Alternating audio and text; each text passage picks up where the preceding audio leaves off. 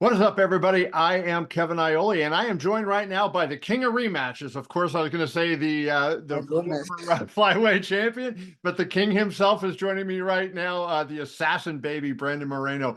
Brandon on Saturday in Mexico City will be fighting another rematch against Brandon Royval. How you doing, Brandon?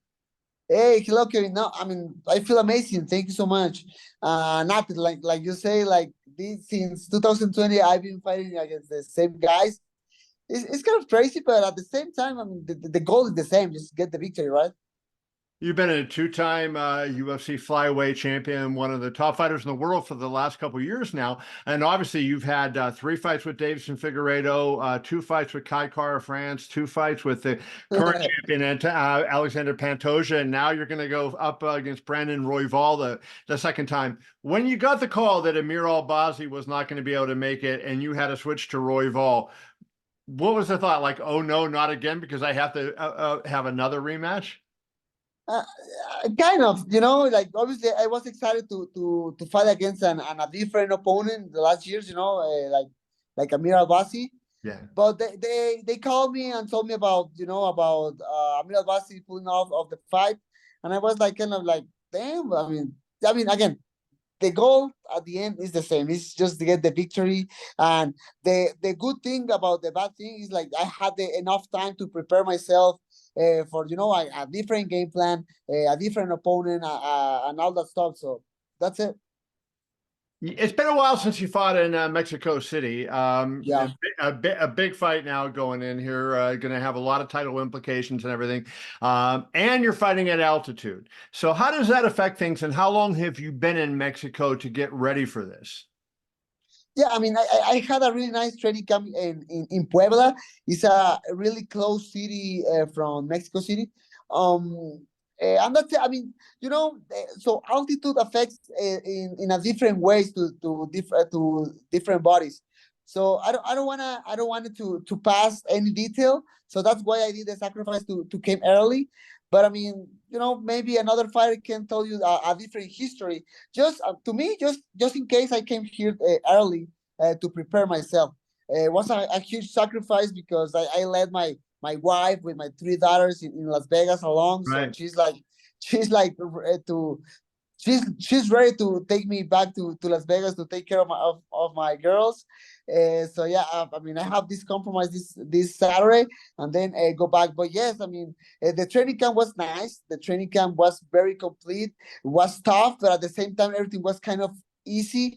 I had like everything very easy, in function like the gym, like Diego Lopez and like Alessandro Costa opened the doors of the gym for me and all my team. So I feel very grateful with them. And that's it, the only word we had was just train hard. So Cain Velasquez, that was known as Cardio Cain, the former UFC heavyweight champion. And I always wondered, is this, altitude thing real? And then when I saw what happened to Cain Velasquez against Fabricio Verdum, I said, oh, maybe this thing is real because Cain wasn't Cardio Cain that night. Have you ever had a fight in your career where you felt like because of the altitude that, you were struggling to breathe and struggling to keep your wind? It's because, for example, my last two fights in Mexico City, like I don't want to put nothing on risk. Like I came early and did my training camp in altitude just in case. And man, talking about Cain Velasquez, he's a heavyweight. He has a lot of way to move. So Right. you never know. And that the muscle obviously is a big factor in there too. Have you been told if you beat Royval, do you get a title shot after this? Is that's what at stake in this fight? That's the goal. At the end, the final decision come from the UFC, right? But I don't see another like clear contender who can say like, hey, this is my turn. So this fight is very important to me. I have to win. I gonna win this Saturday, and then put my name again very high in the contenders in the flyweight division, and raise my hand and say that I'm next. when you got the Albazi fight, guy that's 17-1 and had been fairly impressive, right? That seemed like, okay, you beat this guy, and and you're back there. Brandon just had a shot at the championship, right? So now I wonder, does that affect things, right? Do you think because he's fought for the title that affects things at all? I mean, obviously his position is different than my position. I fought against Alexandre Pantoja in July, and the fight was crazy. Was Right. fight, I think was even fight of the year in a few places. And Brandon Royval got really dominated from Pantoja. So I don't know. I mean, if I win, I know my position is very high. But if Brandon Royval wins, I don't know. At the end, again, it's a UFC decision.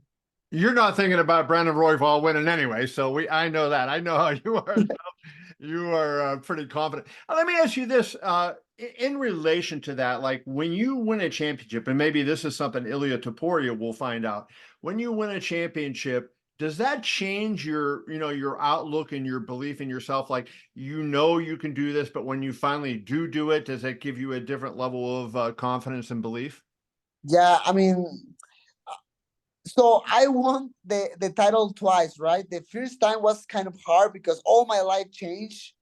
100%, all the responsibilities with the media, all the pressure around me changed, and that kind of made me affect a little bit my performance. Hmm. This second time, man, Kevin, I promise I put all my heart to get the victory, and the fight was very tough. But at the end, I lost, and it is what it is. But the second time, I felt like I was more mature, and I had a better run against my opponents. Just, I mean, part of the game, I lost, but I mean, it's just about experience. I think so. When you fought in Anaheim last time, I remember talking to Dana White before that, and I said, if Brandon Moreno wins this fight, he is going to be a star. And Dana corrected me, and he said Brandon Moreno was already a star.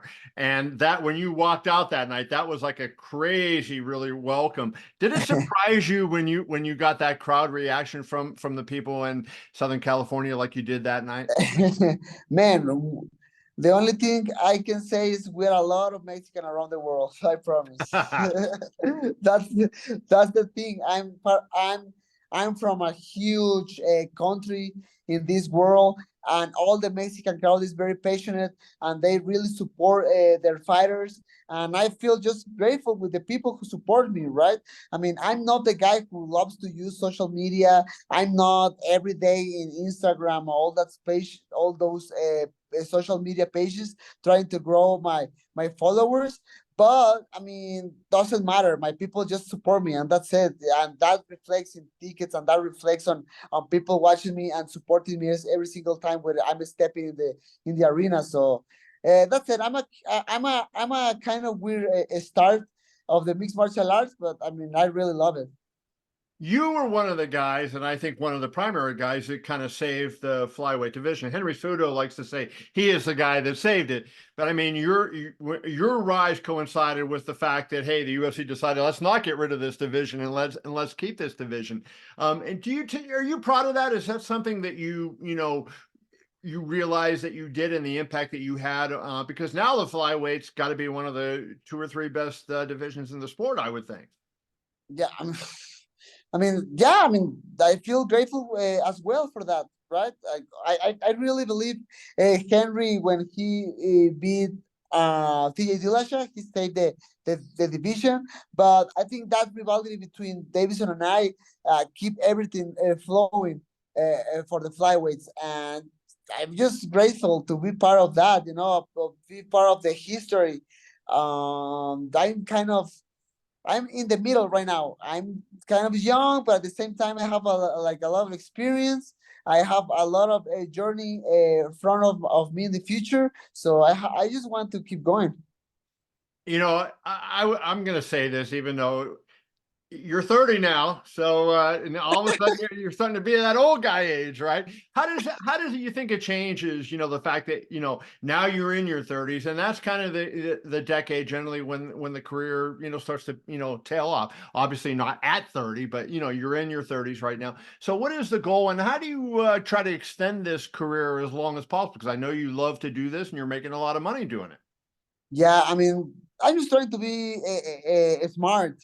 When you're younger, you just want to go there and throw punches and train 5, 6 times per day, and that's it. But when you start to grow up a little bit more, and definitely right now in my 30s, I'm trying to be more smart with my body, and put more attention on how I feel and how my body recover every single time when I'm fighting and I'm just training.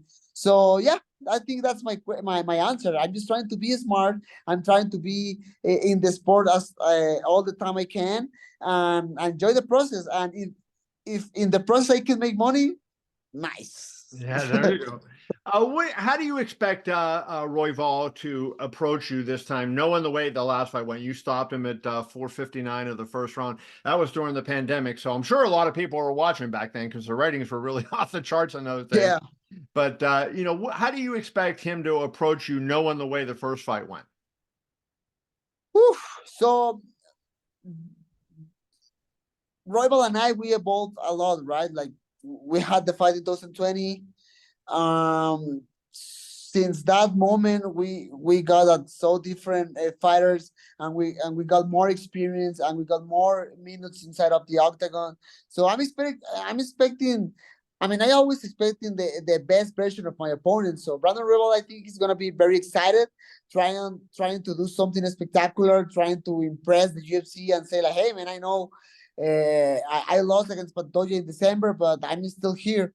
So I have to be ready for whatever. I mean, he's very explosive. He's very dynamic. He has a lot of different weapons. And I prepare myself for that, for the best version of Brandon Royval. So I'll be ready. The fact that it's short notice, do you think that makes any difference? That because you know each other, do you think that evens it out? Other than it might have been a problem if you didn't know the guy and you get thrown together quickly. Yeah, but obviously it was a kind of short notice, but not really. We got enough time. I mean, Royval and I, we got enough time to prepare ourselves for the fight. I remember I wasn't even in Dallas when they told me about Brandon Royval, and that was like 6 weeks before the fight. So we got enough time to prepare ourselves. Okay. I'm going to wrap with this, and I'm going to ask you the question it's not like I know anything, not like I got inside information. Okay. I'm just going to ask you a question, but, Dana White announced the main event of UFC 300 the other day, Alex Pereira versus Jamal Hill for the light heavyweight championship. He said there's one more fight left to go. If you win on Saturday against Royval, would you be willing to take, and could you come back quickly enough to fight on UFC 300 for the championship against Pantoja? Wow, my goodness, that sounds insane. That sounds crazy. I mean, it's like 1 month, I think so, 1.5. So it's April 13th. So, like 6, 7 weeks, I think, for you, right? First of all, let's cross fingers and finish the fight healthy. I think that is always the question, how you can finish the fight. Because even when you win, the injuries and all that stuff, and the weight cut. So let's cross fingers first about to be healthy after the fight, and then see what happens. Why not? All right. Well, you heard it from the man there. He's not rolling it out, so we'll see. Anyways, Brandon, I appreciate you. All the best. Good luck on Saturday. And as always, thanks for your time, brother. Thank you so much, Kevin. Have a nice day. You too.